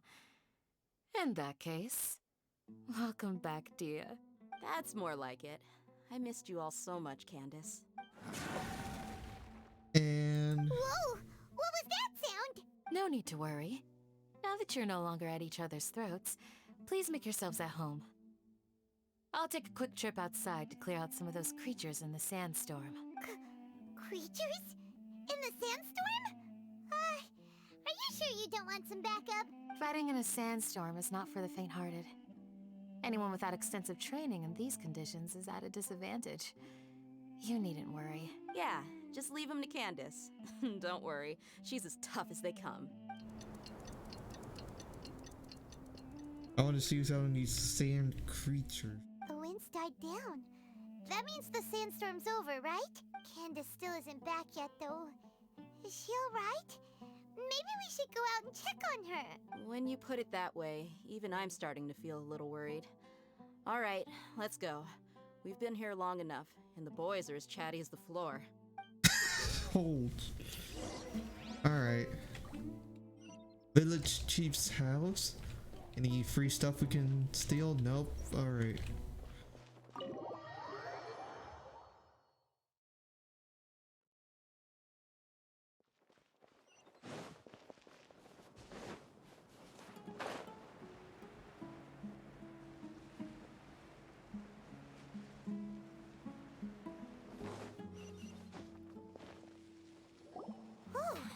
Candace creatures the entire time? Yes. They just keep coming in waves. I've lost count of how many I've defeated. Before I realized it, even the sandstorm had stopped. Her stamina is also something strong. Here comes another wave! Leave this round to us. I got interrupted earlier, but now I have something to take my anger out on. It's been quite a while since I've seen the Flame Mane in action. I'll leave these to you then. I'll be sure to put on a good show. Let's go! Great. There is no escape! Next on Hexestinal. Oh, these lovely enemies.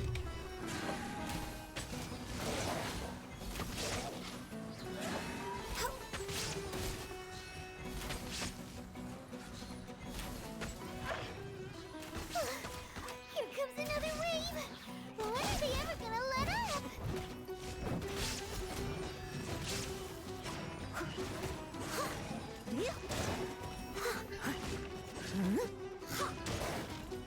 One, two, three, four.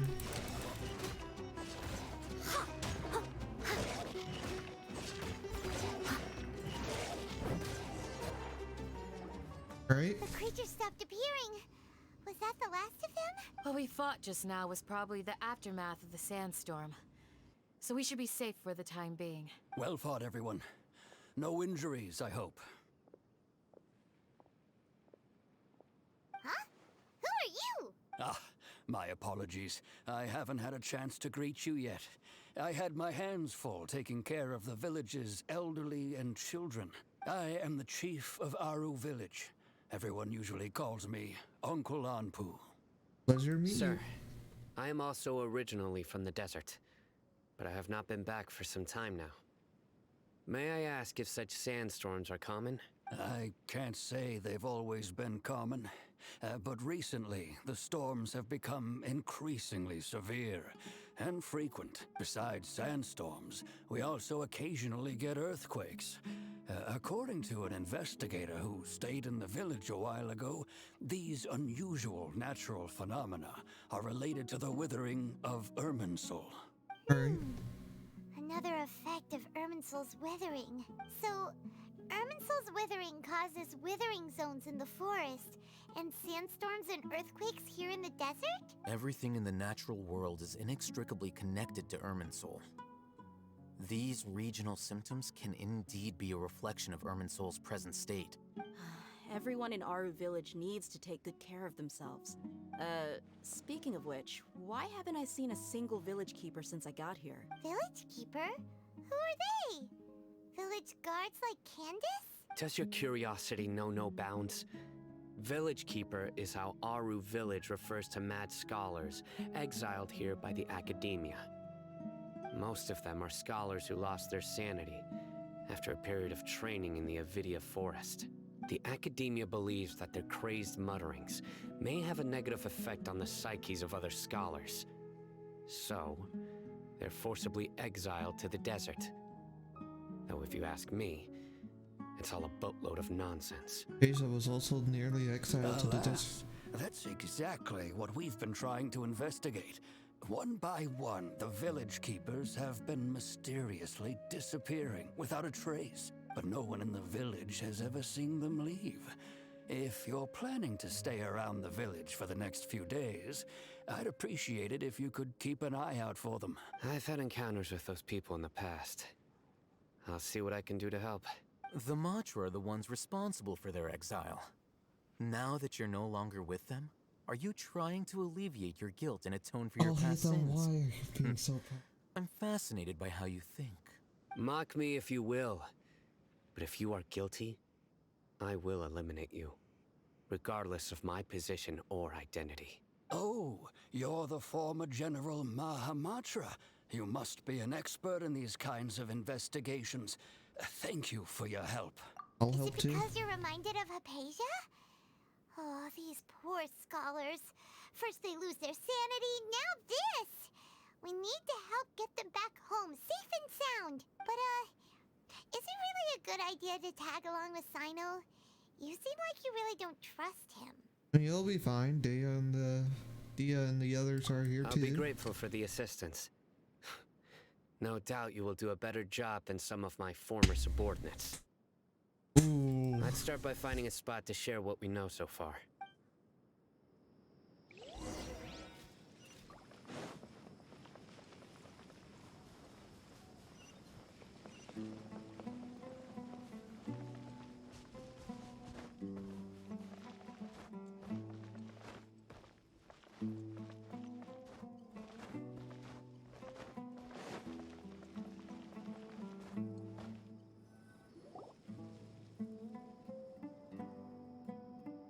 Although I've sent myself into exile, I'm still doing essentially the same things as before. Do you still have any questions for me before we start our investigation? Why do you refer to the Mad Scholars as Village One of Keeper? my former subordinates told me that this title has its origins in a strange incident.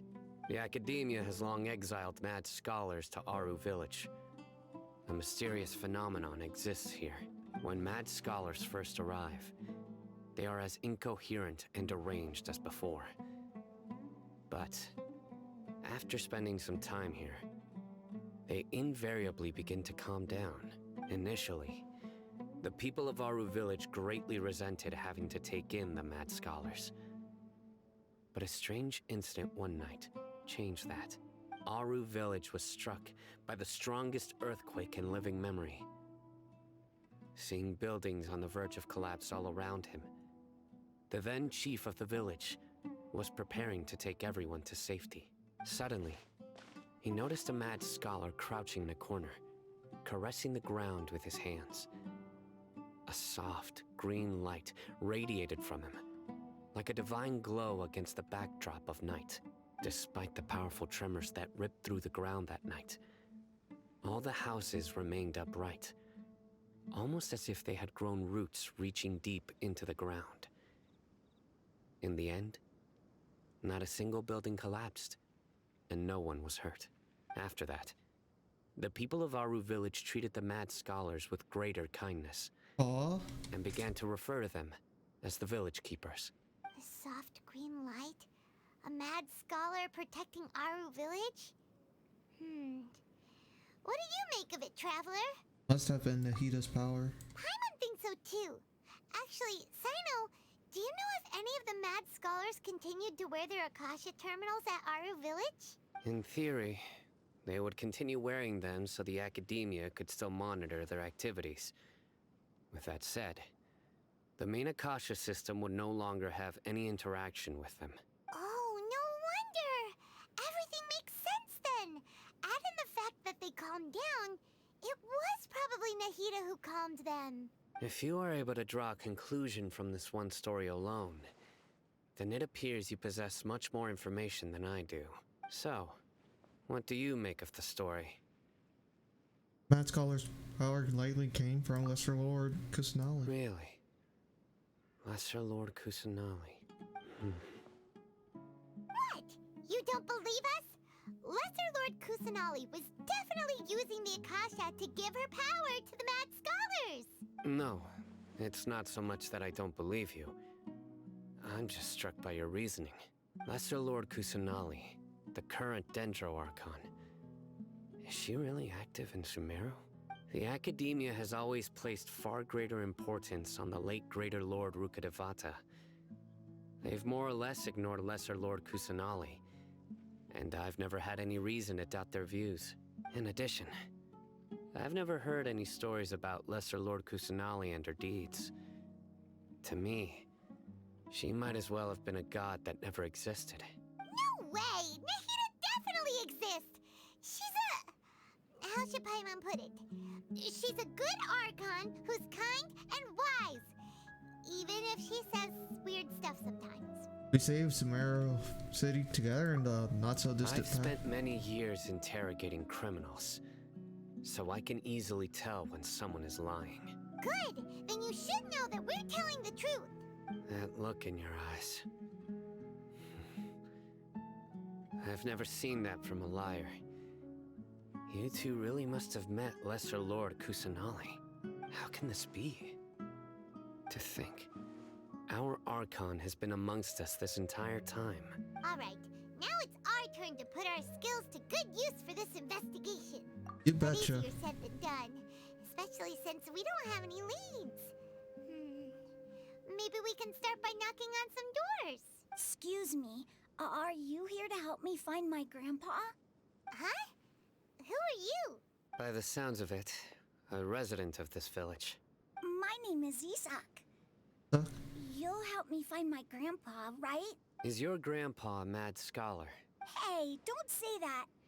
Grandpa is just Grandpa. Why do you have to call him that? It's not like he's a bad person or anything. The person you're referring to is not a local, yet you are. Why do you call him Grandpa? Grandpa is just Grandpa. He's my family. I heard everything you said to the village chief. Please, you gotta take me with you. I want to find my grandpa. I swear I'll help. I won't be a nuisance. Ah, so you're the one who was eavesdropping on us around the village chief's house. I was planning to go out and take care of whoever it was, but I had a vague feeling that they didn't harbor any ill intent. Thank you, Sino. Whoa! Hatham wasn't kidding about Matra having sharp senses. Sino, he's just a kid. All he wants is to find his grandpa. Let's find a way to help him. Sorry. I was only listening in because I wanted to know where Grandpa went. Honest. If you don't believe me, you can ask Miss Candace. Please help him, All Sino. right. But first, let's confirm the facts with Candace.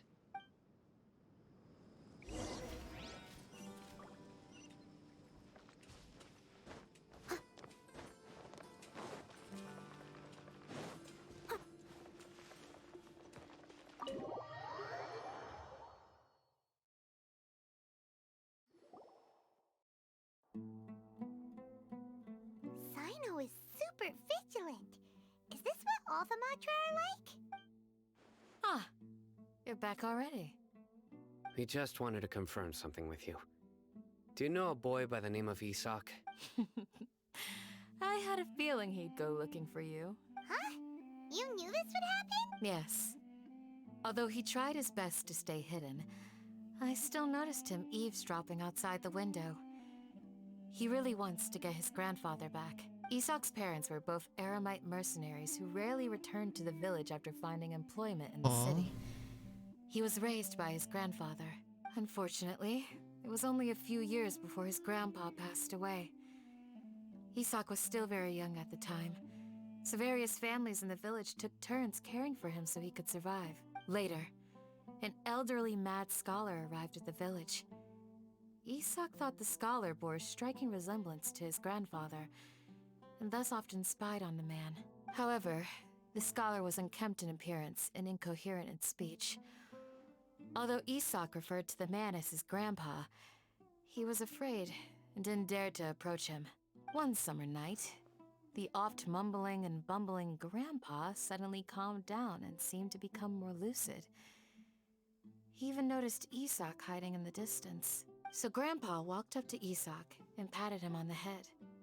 He even took Isak to the entrance of the village, where he patiently taught the boy the names of the stars, and accompanied Isak until he fell asleep. The next morning, Isak woke up and wanted to go find his grandpa again, only to realize his grandpa no longer recognized him. However, even so, Grandpa retained his calm expression. It's said that those who saw the scholar claimed he no longer appeared to be crazy, but appeared to be living in his own world, almost as if he were sleepwalking. Isak was thrilled that his grandpa was able to find peace, and would follow him all the time, asking him things like, "Grandpa, want me to take you somewhere fun?" Or, "Grandpa, could you tell me stories about the stars again?" All this somehow just makes Paimon feel really sad. It seems like they both deserve so much better. Perhaps. Nearly everyone who lives in the desert has some form of hardship or regret. But even so, we must still continue on with our lives. It's also my reason for fighting. I must continue to protect this land.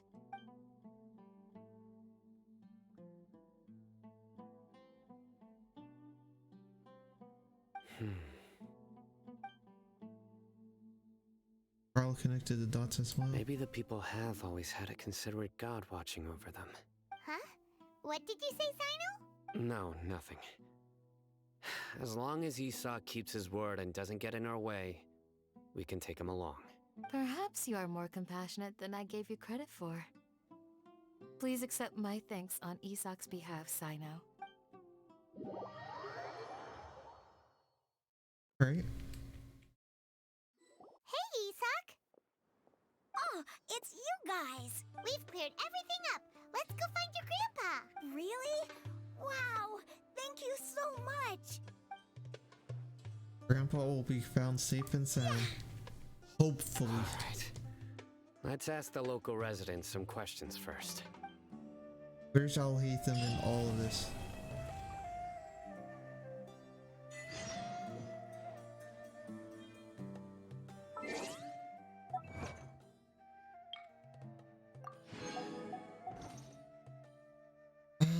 It's... Do I want to continue more?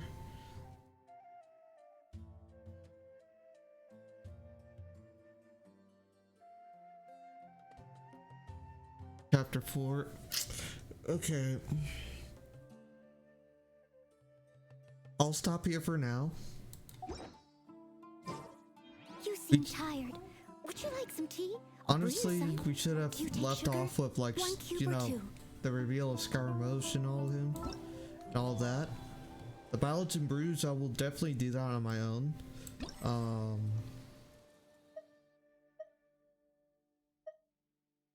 Yeah, I think I'll do that on my own. Check. Alright. So for now, You need to watch out for any signs of earthquakes and sandstorms. yeah, so for now, I'll just stop the stream here for now. You know what, I'll play some Splatoon 3 on my own. Well, yeah, see you guys later. Have a good rest of your day, and yeah. I'll probably see you guys tomorrow. Who knows? 3, 2, 1.